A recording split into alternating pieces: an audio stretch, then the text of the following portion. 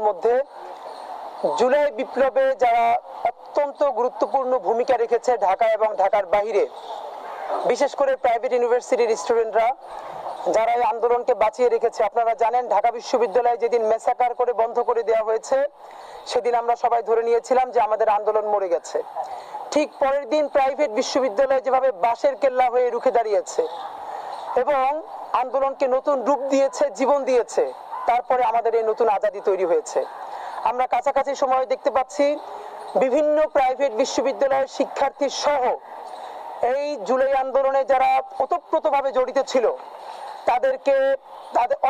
তাদের উপরে হামলা করা হচ্ছে এবং ইতোমধ্যে আমরা অন্তত 5 জনের খবর নিশ্চিত হয়েছি যাদেরকে বিভিন্নভাবে হত্যা করা হয়েছে।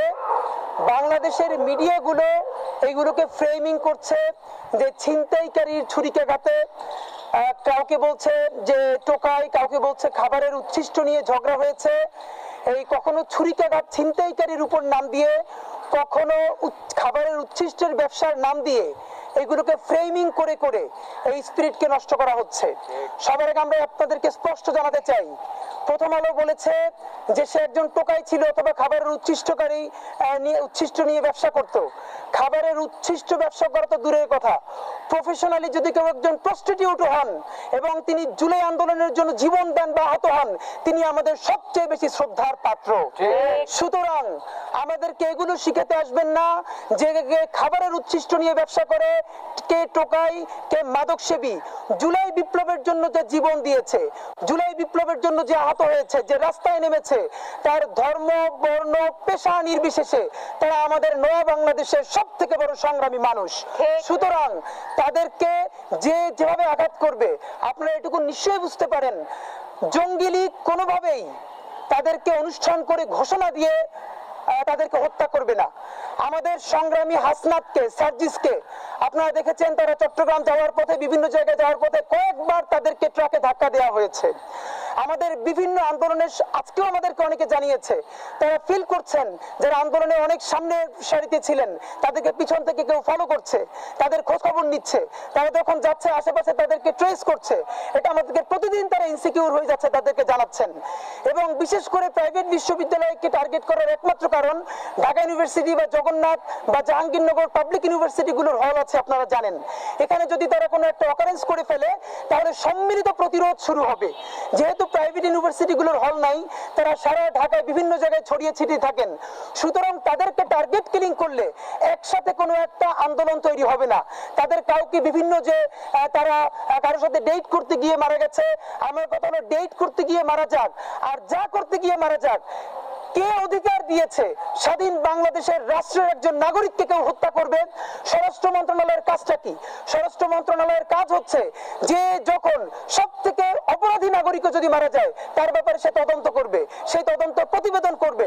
তাহলে স্বরাষ্ট্র মন্ত্রণালয় এখনো সেই প্রতিবেদন জানাচ্ছে না কেন যে ছাত্ররা কিভাবে নিহত হচ্ছে, আন্দোলনকারীরা কিভাবে নিহত হচ্ছে?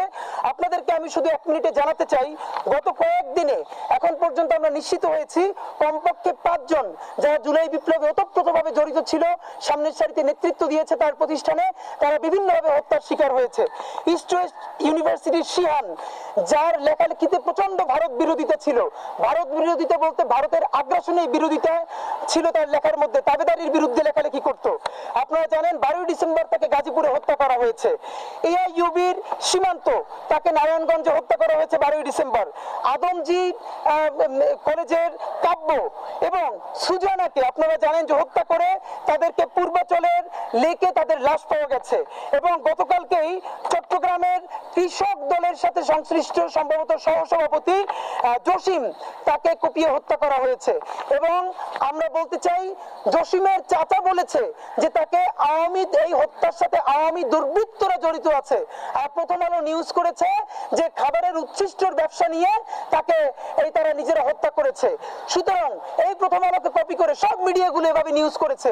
আপনাদেরকে শুধু আমি জানাতে চাই, একটা মূলধারার নিউজ যখন মিসলিডিং করে মিথ্যা কথা বলে তখন সেটা সব জায়গায় কিভাবে কপি হয়ে যায়। আমাদের এখানে শহীদ ফাহমিনের মা এসেছিলেন, শহীদ ফাহমিনের ব্যাপারে একটি পত্রিকা নিউজ করেছে ফাহমিন বাসার থেকে এটিএম বুথে টাকা তুলতে গিয়েছিল, সেই পথে গুলি লেগে সে মারা গেছে। অথচ শহীদ ফাহমিনের মা এসে আমাদেরকে ছবি দেখিয়েছেন তার ছেলে কিভাবে এইখানে পেস্ট লাগিয়ে যাতে টিয়ার ক্ষতিগ্রস্ত করতে না পারে তারপরে আন্দোলনে গিয়েছিলেন, এরপর সে সেইখানে শহীদ হয়েছে।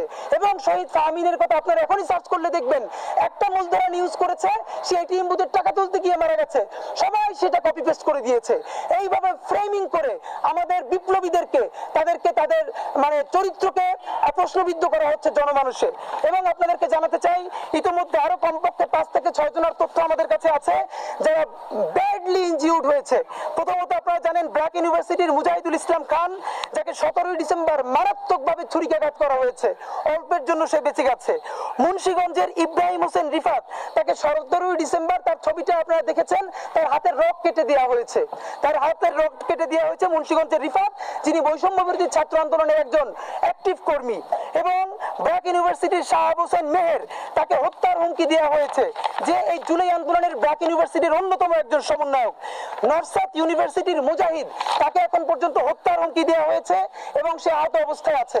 আমরা অল্প কয়েকটা নাম শুধু ডকুমেন্টেড বললাম, এছাড়া প্রতিদিন আমাদেরকে অনেকে জানাচ্ছেন তাকে বিভিন্ন নাম্বার থেকে ফোন করা হচ্ছে, এই ব্যাপারে কথা বলতে নিষেধ করা হচ্ছে।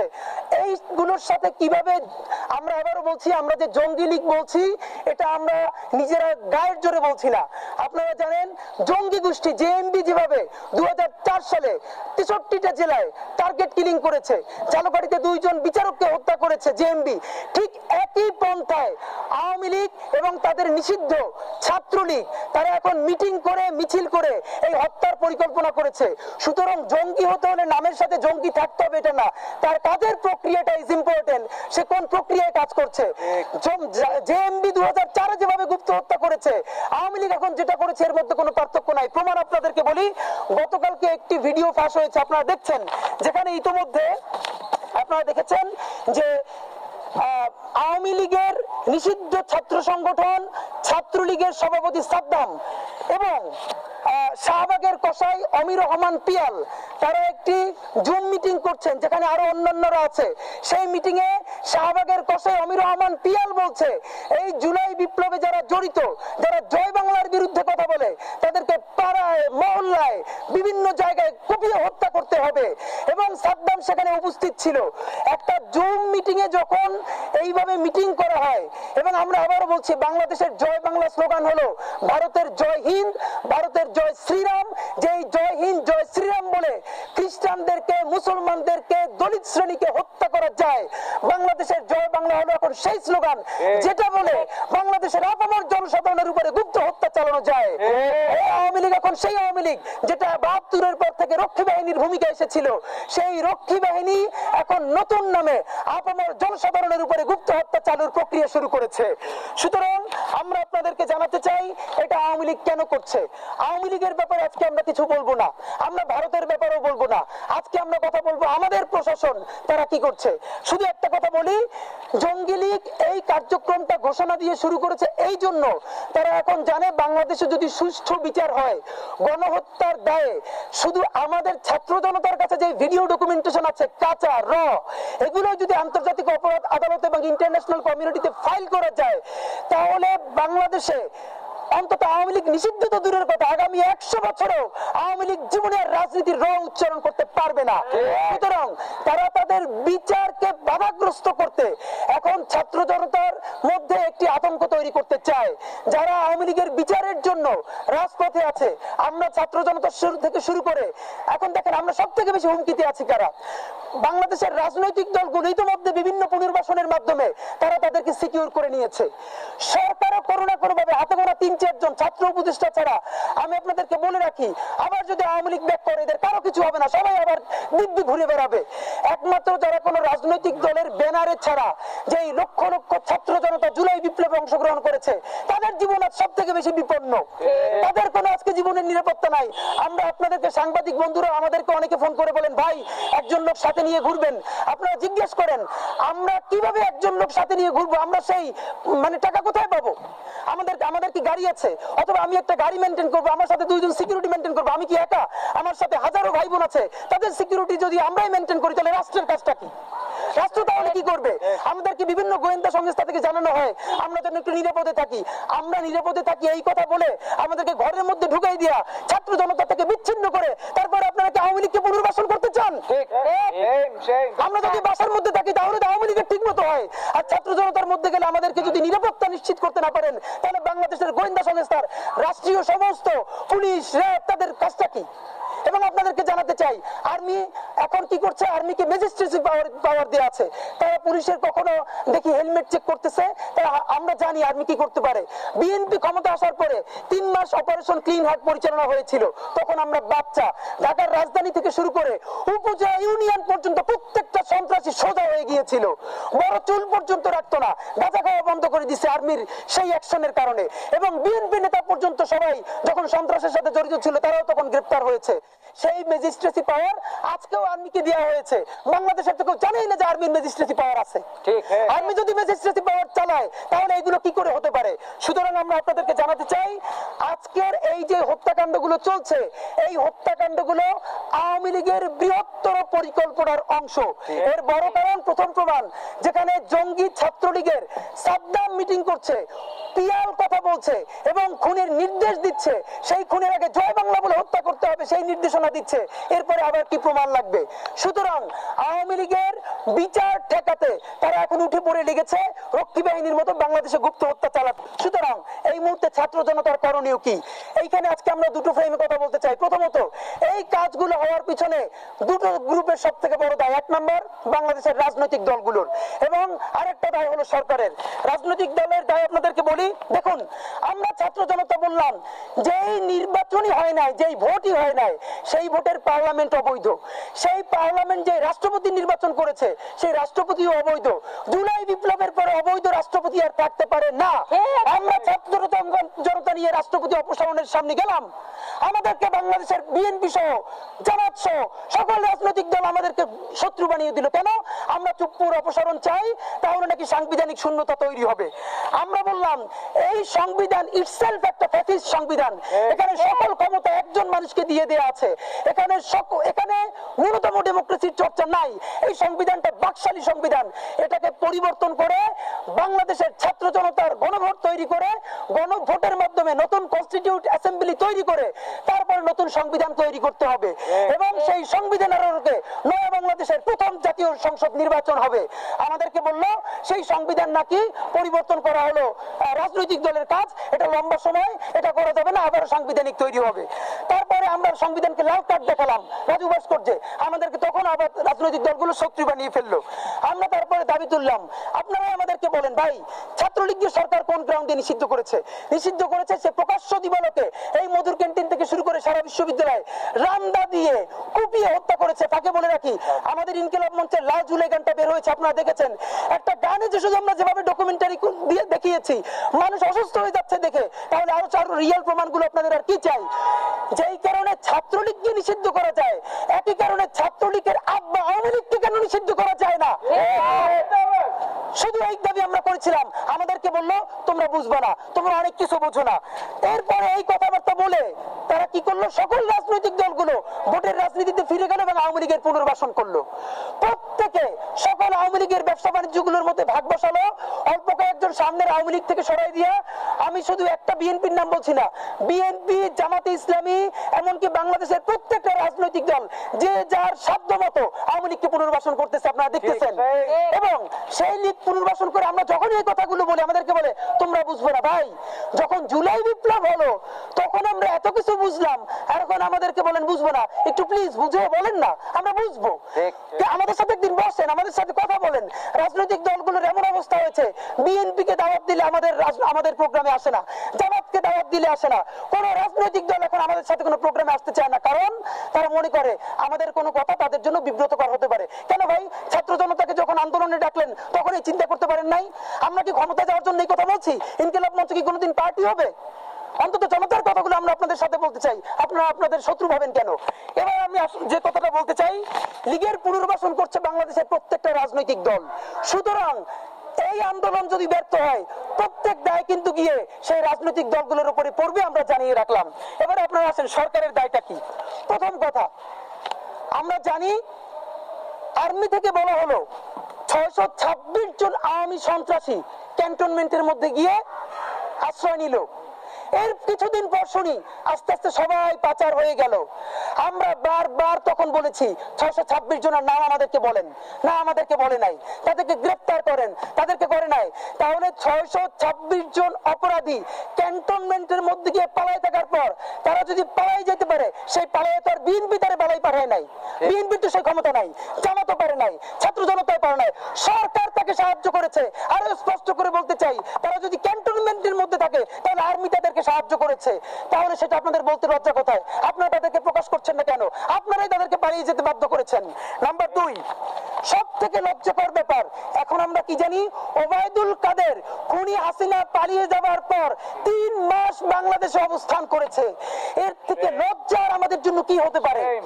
স্বরাষ্ট্রমন্ত্রীকে সাংবাদিকরা যখন বলছেন তিনি 3 মাস ছিলেন, স্বরাষ্ট্রমন্ত্রী বলছে এটা আপনারা আমাদেরকে আগে জানান নাই কেন?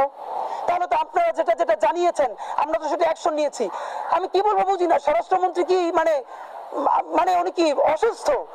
মানে স্বরাষ্ট্রমন্ত্রী যদি সাংবাদিকদের খবর পাইয়া ওবায়দুল কাদেরকে গ্রেফতার করতে যায়, ডিজিএফ এর কাজ কি, এনএসআই এর কাজ কি, এসবির কাজ কি, তারপরে প্রত্যেকটা গোয়েন্দা সংস্থানের কাজ কি, ডিবির কাজ কি? তাহলে কাজ করেন না, এই অফিসার সব জায়গায় সাংবাদিকদেরকে নিয়োগ দিয়ে দেন, রাষ্ট্রচলীদেরকে সাংবাদিকদেরকে দিয়ে দেন আপনারা না পারলে। আবার হাসতেছেন, আপনি বলতেছেন, আপনার তো লজ্জা হওয়া উচিত। সাংবাদিকরা গিয়ে গ্রেফতার করবে?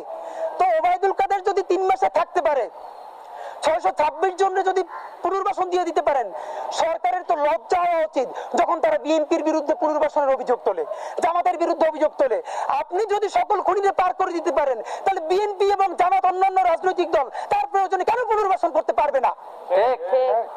আপনি তাদেরকে, আমাদেরকে সরকার থেকে কি বলা হয়, বলগুলো যেন বিএনপি আর জামাত বা অন্যান্য কোটে দেই। কেন? আমরা এতদিন পর্যন্ত, ভাই সত্য কথা বলি, সরকারকে আমরা এমন ভাবে সমালোচনা করেছি যাতে সরকার, কারণ এই সরকার সে যদি স্বীকার না করে তবুও তো সে আমাদের সরকার। আবারও বলি, আমরা কিন্তু সরকার না, ছাত্র জনতার অভ্যুত্থানের ফলে সরকার। সুতরাং সে যাতে বেকায়দায় না পড়ে এভাবে বলার চেষ্টা করছি। কিন্তু তাদেরকে সেভ করতে করতে এখন দেখছি জুলাই বিপ্লবের ছাত্র জনতায় তার জীবন বিপন্ন হয়ে গেছে। সুতরাং ছাত্র জনতার জীবনকে বিপন্ন করে সরকারকে নিরাপদ রাখার দায় আমাদের আর নাই। ছাত্র জনতাকে নিরাপদ রাখার জন্য যেই কথা বলতে হয় আমরা বলবো, তাতে সরকার থাকুক অথবা সরকার পড়ে যাক। যদি পারেন সংস্কার করেন, যদি পারেন মানুষের নিরাপত্তা দেন, আর যদি না পারেন তাহলে নির্বাচন দিয়ে আপনি এই মুহূর্তে সরে যান। কথা, সংস্কার করার জন্য আমরা যান পরাণ দিয়ে দিচ্ছি, পারলে করেন, না পারলে সরে যান। আপনাদেরকে সিকিউর করা আমাদের এখন আর কোনো দায়িত্ব নাই। খেয়াল করেন এখন কি হচ্ছে, বা স্বাধীন বাংলাদেশে যদি পিলখানা হত্যাকাণ্ডের বিচার না হয় আর কবে হবে সেটা বলেন? আছে বলে পিলখানা নিয়ে এটা আছে সেটা আছে। আপনি আমাদেরকে বলেন, পিলখানা হত্যাকাণ্ড করতে আপনাকে কে ডিস্টার্ব করছে? ইন্ডিয়াই তো অবশ্যই, ইন্ডিয়াপন্থী সেনাবাহিনীর একটা অংশ। আপনি যদি করতে না পারেন, আজকে প্রেস মিট করে বলেন অমুক অমুক সেনাবাহিনীর অংশ তারা ইন্ডিয়ার মধ্যে পিলখানার বিচার করতে দিচ্ছে না, আমি করতে পারছি না, আমি এখান থেকে পদত্যাগ করলাম। আপনারা আমরা ছাত্র জনতার মধ্যে নিয়ে নেব ইনশাআল্লাহ। আপনাদের তো আমরা 5 বছর ক্ষমতায় থাকার জন্য পাঠাই নাই, আপনারা গেছেন ওখানে বিচার করার জন্য। বিচার করতে না পারলে ক্ষমতা দিয়ে ছেড়ে আসবেন, আবার আন্দোলন করব। যদি বিচার করতে পারেন থাকবেন, না পারলে আবার রাজপথে আসবেন, আবার আন্দোলন করব, আবার মরে যাব। আপনাদেরকে সারা জীবন ক্ষমতায় থাকার জন্য তো পাঠাই নাই। আপনারা আমাদেরকে খালি বোঝেন কি টেকনিক্যাল ব্যাপার। আরে ভাই সেটা কি বুঝাই বলেন, বুঝে আমাদেরকে বলেন, বুঝাই বলবেন। আমাদেরকে এখন বলছে কি আমলাতন্ত্র কাজ করছে না, পুলিশ প্রশাসন কাজ করছে না। ভাই তাহলে আমি বলতে চাই, স্বরাষ্ট্রমন্ত্রী, আইনমন্ত্রী, আপনাদের কাজ কি? আইনমন্ত্রী আপনি আজকে প্রেস মিট করেন, স্বরাষ্ট্রমন্ত্রী প্রেস মিট করেন, প্রেস মিট করে বলেন আমার স্বরাষ্ট্র মন্ত্রণালয়ে, আমার আইন মন্ত্রণালয়ে অমুক অমুক সচিব, অতিরিক্ত সচিব, যুগ্ম সচিব, ওই ডিসি আমার কথা শুনি না, এখন আমার কথা না শুনলে আমি পদত্যাগ করবো, শেষ। আপনি সেটা সাহস থাকলে বলেন, আপনি বলেন না কেন? আপনার ক্ষমতায় থাকতে মনে চায়? ক্ষমতার কায়েস কিন্তু আপনাদের মধ্যে আমরা থাকতে দিব না ইনশাআল্লাহ। সুতরাং আপনি সেটা কেন বলছেন না? স্বরাষ্ট্র উপদেষ্টা, আইন উপদেষ্টার কাজটা কি? এবার আমি আপনাদেরকে স্পষ্ট বলতে চাই, যেটা কোনোদিন বলি নাই, আমাদের ছাত্র উপদেষ্টাদের দায় কি? আমাদের ছাত্র উপদেষ্টারা কিন্তু, আবারও বলি, পুরো ক্ষমতার পুরো কাঠামোর মধ্যে নাই। তারা ওখানে আছে বলেই আমাদের ছাত্র জনতার পক্ষে অনেকগুলো বার্গেইন করে অনেক সিদ্ধান্ত ছাত্র জনতার পক্ষে আনতে পারতেছেন, এটা আমরা বুঝি। কিন্তু আপনারা যে অনেক কাজ করতে গিয়ে পারতেছেন না, আপনারা বাধাগ্রস্ত হচ্ছেন, আপনারা সেই দায় আপনাদের মাথায় নিচ্ছেন কেন?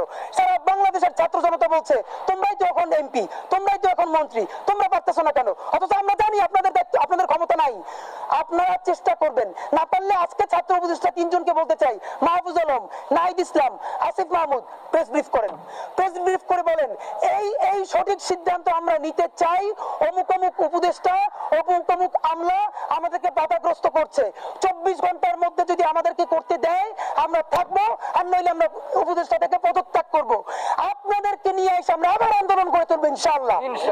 কিন্তু আপনারা যেই কাজ করতে পারেন না সেই দায় আপনারা নেবেন কেন? আপনারা বলতে আপনাদের কারণে দায় আমাদের উপরে আসে, ছাত্র জনতার উপরে আসে। এবং আপনাদেরকে আমি বলতে চাই সর্বশেষ, আমলা, পুলিশ, আর্মি, চৌকিদার থেকে শুরু করে সচিব, প্রত্যেকটা আওয়ামী ফ্যাসিস্ট আমলের সব থেকে গুন্ডাগুলো নিয়োগ দেওয়া হয়েছে। কেউ কম ফ্যাসিস্ট, কেউ বেশি ফ্যাসিস্ট। এরা আপনাদেরকে হেল্প না করলে পাবলিকলি প্রকাশ করে দেন। এখন বলবেন টেকনিক্যাল প্রবলেম আছে, খুনি হাসিনারে পালাইতে বাধ্য কইরা বাংলাদেশের ছাত্র জনতা যা করছে তখন টেকনিক্যাল প্রবলেমের ইস্যু হয় নাই। এখন আপনাদের কি ছাতানাতা ঘুটুমুটু করেন, এইগুলো তো টেকনিক্যাল বুঝান। এই সব বললে কিন্তু আবার বলি, আবারও কিন্তু আমরা আপনাদের বিরুদ্ধে প্রতিরোধ গড়ে তুলবো। এবং আওয়ামী লীগকে অতি দ্রুত, এবং একটা কথা খেয়াল করেন, আওয়ামী লীগের কি বিচার শুরু তো দূরের কথা। আমরা প্রত্যাশা করেছিলাম বাংলাদেশের জঙ্গি লীগ, আওয়ামী লীগের প্রত্যেকটা উপজেলা যে কমিটি আছে সেই কমিটির অন্তত প্রথম যে 10 জন, তারা তো এই গণহত্যার দায়ে আওয়ামী লীগ যেভাবে জড়িত, একই কারণে প্রত্যেকটা উপজেলার কমপক্ষে প্রথম 10 জন এতদিনই গ্রেফতার হয়ে যাওয়ার কথা। এখন বলতেছে কি যে না, তাদের বিরুদ্ধে আইনি কাঠামো না। আইনি কাঠামোটা আবার কিসের? গণহত্যা করেছে আওয়ামী লীগ, আওয়ামী লীগের কমিটিতে প্রত্যেকটা উপজেলার প্রথম 10 জনকে গ্রেফতার করা হবে কেন? নইলে আবার একটা গণহত্যা চালাবে। অথচ তাদেরকে গ্রেফতার করা হচ্ছে না, তাদের মাঠে ঘাটে বাজারে তারা ঘুরে বেড়াচ্ছে। সুতরাং আমরা এখন আমাদের কর্মসূচি ঘোষণা করছি। প্রিয় সাংবাদিক ভাই ও বন্ধুরা, এই জঙ্গি লীগ, খুনি লীগের গুপ্ত হত্যার বিরুদ্ধে এবং এই ছাত্র জনতাকে নিরাপত্তা দিতে ব্যর্থ হওয়ার দায়ে সরকারের বিরুদ্ধে এবং বাংলাদেশের প্রধান রাজনৈতিক দলগুলো ছাত্র জনতাকে নিরাপদ করতে না পারার কারণে তাদের বিরুদ্ধে আমরা কর্মসূচি ঘোষণা করছি। আমরা 3 দিন সময় দিলাম, আজকে বৃহস্পতিবার, শুক্র এবং শনিবার, আগামী 48 ঘন্টার মধ্যে আমাদের যে 5 জুলাই বিপ্লবী ভাইকে হত্যা করা হয়েছে, বাকি 5 জনকে মারাত্মকভাবে আহত করা হয়েছে, অন্যদেরকে থ্রেট করা হচ্ছে, জীবন নাশের হুমকি দেওয়া হচ্ছে, আগামী 48 ঘন্টার মধ্যে প্রত্যেককে গ্রেফতার করতে হবে। শুধু গ্রেফতারি না, অনতিবিলম্বে তাদের শাস্তি নিশ্চিতের ব্যবস্থা করতে হবে। গণহত্যার দায়ে আওয়ামী লীগকে নিষিদ্ধ করতে হবে। নিষিদ্ধ করার আগ পর্যন্ত আওয়ামী লীগের উপজেলা পর্যায়ের প্রত্যেক 10 জন শীর্ষ নেতৃত্বকে বাংলাদেশকে নিরাপদ করার জন্য গ্রেফতার করতে হবে। যদি আগামী শুক্র এবং শনিবারের মধ্যে না পারে, তাহলে আগামী রবিবার 22শে ডিসেম্বর রবিবার ঠিক 12টায় শাহবাগ জাদুঘরের সামনে থেকে মিছিল নিয়ে আমরা ইনকিলাব মঞ্চের পক্ষ থেকে ছাত্র জনতা প্রধান উপদেষ্টার বাসভবনের সামনে যাব ছাত্র জনতার অনশন কর্মসূচি পালন করার জন্য। আমরা চিৎকার চেঁচামেচি করতে করতে আমরা অসুস্থ হয়ে গেছি, আমাদের গলা থেকে আর কথা বের হয় না। আমরা আর চিৎকার চেঁচামেচি করতে পারবো না। আগামী 48 ঘন্টার মধ্যে এই হত্যার যদি বিচার করা না হয়, আগামী 22শে ডিসেম্বর রবিবার শাহবাগ জাদুঘরের সামনে থেকে আমরা মিছিল নিয়ে প্রধান উপদেষ্টার বাসভবন যমুনার সামনে যাব এবং যমুনার সামনে গিয়ে আপনার ছাত্র জনতাকে নিয়ে আমরা আমরণ অনশন কর্মসূচিতে বসবো, যতক্ষণ না পর্যন্ত এই খুনিদেরকে গ্রেফতার করে বিচারের মুখোমুখি করা হবে। আওয়ামী লীগের রক্ষী বাহিনী, জঙ্গি লীগের হাত থেকে বাংলাদেশকে নিশ্চয়তা, নিরাপত্তা নিশ্চিত করা হবে, ততক্ষণ পর্যন্ত আমরা প্রধান উপদেষ্টার বাসভবনের সামনে অনশন কর্মসূচি জারি রাখবো। আমরা তো বলেছি যে উপদেষ্টাদেরকে আমরা ক্ষমতায় থাকার জন্য পাঠাই নাই, নতুনদেরকে ক্ষমতা আনার জন্য পাঠিয়েছি। সুতরাং তাদের মধ্যেও যদি ক্ষমতার খায়েশ জাগে, খুনি হাসিনার থেকে বেশি ক্ষমতার খায়েশ গত লক্ষণ সেনের পরে এই বাংলায় আর কারো বেশি হয় নাই। বেশি খায়েশের চোটে পাড়াইয়া দিল্লিতে গিয়ে উঠতে হয়েছে। আর উপদেষ্টারা তো নস্যি, ক্ষমতার খায়েশ পাইয়া বসলে তাদেরকে কিভাবে আবার জনতা নামাবে সেটা আপনারা ইনশাল্লাহ চিরাই দেখতে পারবেন। তারা যতক্ষণ ছাত্র জনতার পক্ষে থাকবে তাদেরকে নিরাপদ করার দায়িত্ব আমাদের, আর যখন তারা ছাত্র জনতার বিপক্ষে যাবে তাদেরকে টেনে হিচড়ে নামানোর দায়িত্ব আমাদের ইনশাআল্লাহ। জি প্লিজ।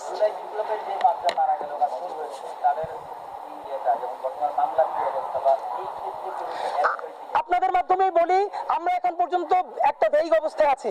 আমরা প্রত্যাশা করেছি স্বরাষ্ট্র মন্ত্রণালয় যে এই ব্যাপারে সবার আগে তদন্ত করবে, সে প্রেস ব্রিফ করবে আপনাদেরকে ডেকে কতদূর অগ্রগতি হয়েছে এ ব্যাপারে। আমরাও কিছু জানি না, আমরা বরং আপনাদের মাধ্যমে জানতে চাই। আপনারা এখনই গিয়ে স্বরাষ্ট্র উপদেষ্টাকে জিজ্ঞেস করেন যে এগুলো কি হয়েছে, কবে হবে। আমাদের পক্ষ থেকে আপনাদের কাছে বললাম, আপনারা গিয়ে স্বরাষ্ট্র উপদেষ্টা মহোদয়কে ধরেন।